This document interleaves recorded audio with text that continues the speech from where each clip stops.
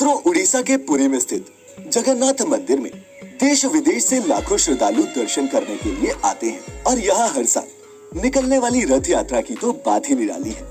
ये विश्व भर में प्रसिद्ध है। लेकिन मित्रों, क्या आप इस मंदिर की स्थापना और पौराणिक इतिहास के बारे में कुछ भी जानते हैं? अगर नहीं जानते तो आपको आज की इस वीडियो के माध्यम से घर बैठे बैठे ही सुनाएंगे भगवान जगन्नाथ के इस अलौकिक मंदिर की कथा, जिसे सुनकर आपको अवश्य ही आनंद की अनुभूति होगी। मित्रों, बहुत समय पहले की बात है। मध्य भारत में मालवा नाम का एक राज्य हुआ करता था, जिसके राजा इंद्रद्युम्न थे। इंद्रद्युम्न के पिता का नाम भारत और माता का नाम सुमति था। ऐसा माना जाता है कि राजा इंद्रद्युम्न भगवान विष्णु के बहुत बड़े भक्त थे और उनके मन में ये हमेशा इच्छा रहती थी कि किसी तरह उन्हें भगवान विष्णु के साक्षात दर्शन हो जाए, बस उनका जीवन सफल हो जाएगा।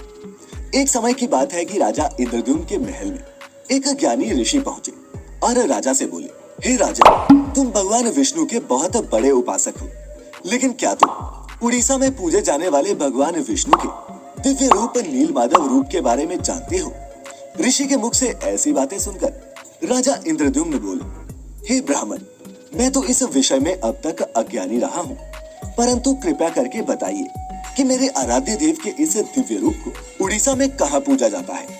इसके जवाब में ऋषि बोले कि मुझे भी उस स्थान के बारे में पता नहीं है। मैंने इसीलिए आपसे पूछा कि शायद आप भी भगवान विष्णु के इस मंदिर के बारे में कुछ जानते हो, मगर लगता है कि मेरी खोज यूं ही जारी रहेगी।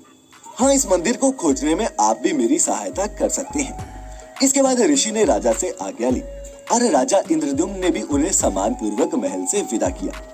इधर जब ऋषि चले गए तो राजा इंद्रद्युम्न ने अपने मुख्य पुजारी के भाई विद्यापति को यह आदेश दिया कि वो उड़ीसा जाए और उस जगह का पता लगाए जहां भगवान विष्णु के दिव्य रूप नीलमाधव की पूजा की जाती है। राजा का आदेश मिलते ही विद्यापति उड़ीसा के लिए निकल पड़े और कुछ दिनों की यात्रा के बाद जब वे उड़ीसा पहुंचे तो उन्हें गुप्तचरों से पता चला कि सबर कबीले के लोग हैं जो नीलमाधव की पूजा करते हैं। ये सुनकर वे उस कबीले के मुखिया विश्ववासु के पास पहुंचे और उनसे विनती की कि वे उन्हें उस जगह पर ले चले जहां नीलमाधव की पूजा होती है, परंतु विश्ववासु ने विद्यापति को वहां ले जाने से मना कर दिया। ये सुन विद्यापति सोच में पड़ गए और उसने मन में ठान लिया कि वह किसी भी तरह नीलमाधव का दिव्य स्थान देखकर ही रहेगा। कुछ समय वहीं रहने के बाद विद्यापति को यह ज्ञात हो गया कि सबर कबीले का मुखिया विश्ववसु ही नीलमाधव का उपासक है और उसने भगवान की मूर्ति को किसी गुफा में छिपा रखा है। लेकिन विश्ववसु था कि अपने फैसले से टस से मस नहीं हुआ।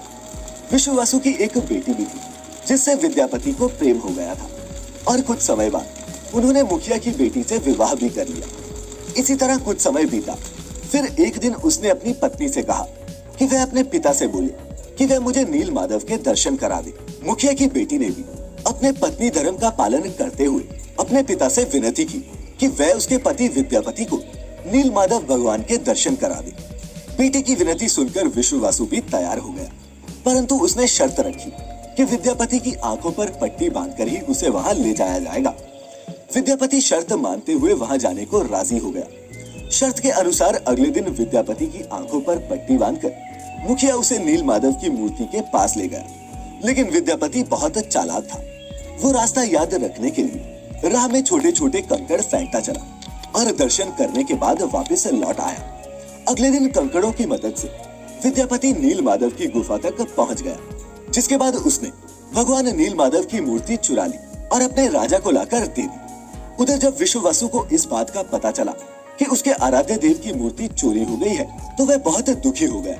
अपने भक्त के दुख से भगवान भी दुखी हो गए। भगवान गुफा में लौट गए, लेकिन साथ ही उन्होंने राजा इंद्रद्युम्न को साक्षात दर्शन दिए और वादा किया कि वो एक दिन उनके पास जरूर लौटेंगे, बशर्ते कि वो उनके लिए एक विशाल मंदिर का निर्माण करवाए। राजा ने एक भव्य मंदिर भी बनवा दिया और फिर भगवान विष्णु से मंदिर में विराजमान होने के लिए कहा। भगवान ने उत्तर दिया कि तुम मेरी मूर्ति बनाने के लिए समंदर में तैर रहा पेड़ का बड़ा टुकड़ा उठाकर लाओ, जो पुरी के समंदर में तैर रहा है। राजा के सेवकों ने उस पेड़ के टुकड़े को तो ढूंढ लिया, लेकिन वो सब लोग मिलकर भी उस पेड़ को नहीं उठा पाए। तब राजा को समझ आ गया कि भगवान नीलमाधव के अनन्य भक्त सबर कबीले के मुखिया विश्ववसु की सहायता लेनी पड़ेगी। सब उस वक्त हैरान रह गए जब विश्ववसु अकेले ही उस भारी भरकम लकड़ी को उठाकर मंदिर तक ले आए। अब बारी थी लकड़ी से भगवान की मूर्ति बनाने की। इसके बाद राजा के शाही कारीगरों ने लाख कोशिश कर ली, लेकिन कोई भी लकड़ी में एक भी छैनी तक नहीं लगा सका। तब तीनों लोगों के कुशल कारीगर भगवान विश्वकर्मा एक बूढ़े व्यक्ति का रूप धरकर वहां आए। उन्होंने राजा को कहा कि वो नील माधव की मूर्ति बना सकते हैं, लेकिन उनकी एक शर्त है कि वे 21 दिन में मूर्ति बनाएंगे और अकेले में बनाएंगे। कोई भी उन्हें मूर्ति बनाते हुए नहीं देख सकता। राजा ने उनकी शर्त मान ली। इसके बाद कई दिनों तक मंदिर के अंदर से लोगों को सिर्फ आरी छैनी हथौड़े की आवाजें आती रही। फिर 15 दिन बाद राजा इंद्रद्युम्न की रानी गुडिंचा खुद को नहीं रोक पाई, और जब वह मंदिर के दरवाजे के पास पहुंची तो उसे कोई आवाज नहीं सुनाई दी। वह घबरा गई। उसे लगा बूढ़ा कारीगर मर गया है। उसने राजा को इस बात की सूचना दी कि अंदर से कोई आवाज नहीं सुनाई दे रही है। राजा भी डर गया और सभी शर्तों और चेतावनियों को दरकिनार करते हुए उसने मंदिर का दरवाजा खोलने का आदेश दिया। जैसे ही कमरा खोला गया तो बूढ़ा व्यक्ति गायब था और उसमें 3 अधूरी मूर्तियां पड़ी मिली थी। भगवान नील माधव और उनके भाई के छोटे छोटे हाथ बने थे, लेकिन उनकी टांगे नहीं बनी थी, जबकि सुभद्रा के हाथ पांव बनाए ही नहीं गए थे।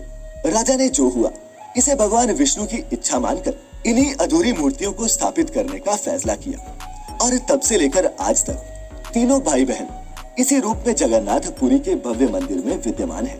इसके अलावा कहीं कहीं ये भी पढ़ने को मिलता है कि एक रात भगवान विष्णु ने राजा को सपने में दर्शन दिए और बताया कि नीलांचल पर्वत की एक गुफा में मेरी एक मूर्ति है जिसे नील माधव कहते हैं। तुम एक मंदिर बनवाकर उसमें मेरी इस मूर्ति की स्थापना कर दो। राजा ने अपने सेवकों को नीलांचल पर्वत की खोज में भेजा और वहीं से इन तीनों मूर्तियों को लाकर वर्तमान जगन्नाथ मंदिर में स्थापित किया गया।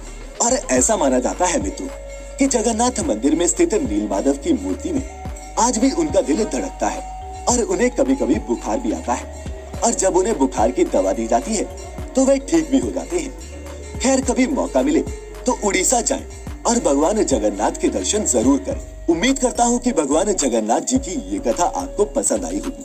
अगर आई हो तो इसे ज्यादा से ज्यादा लाइक और शेयर करें। साथ ही ऐसी ही और भी पौराणिक और धार्मिक कथाओं के लिए सब्सक्राइब करें हमारा YouTube चैनल। फिलहाल आज की इस वीडियो में इतना ही। अब हमें इजाजत दें। आपका बहुत बहुत शुक्रिया।